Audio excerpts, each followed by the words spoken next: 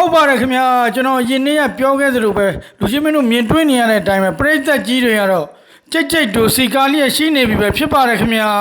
ဆန်ရက်ကိုတော့ကျွန်တော်တို့ရှားလီကားတွေတတိကာ channel နဲ့ပူပေါင်းတင်ဆက်ဖို့အတွက်ရှောင်းဟမစ်နာဂူရီသူတော်စင်ဤဥရုစခန်းနာကြီးတို့ရန်ကုန်မြို့ကနေရောက်ရှိလို့လာပြီပဲဖြစ်ပါတယ်ခင်ဗျာ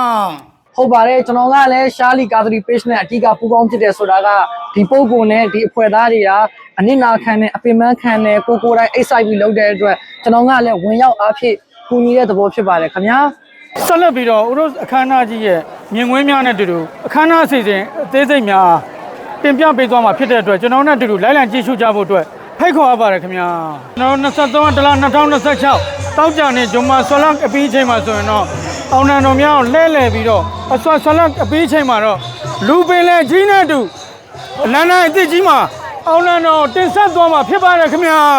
24 ရက်2026စနေနေ့ညအိချာဆွလန်အပြီးချိန်မှာဆိုရင်တော့ရှောင်းဟမစ်နာဂူရီသူတော်စင်ကြီးရဲ့ဂူဘိမှန်တော်ပေါ်တင်ဆက်မိစန္ဒ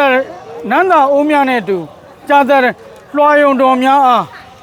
လူပင်လေကြီးနဲ့အတူစီကားတိုင်းမြိုက်စွာလှည့်လည်သွားပြီဖြစ်ပါကြောင်းဤခန္ဓာအစီအစဉ်များအားလုံးဟာ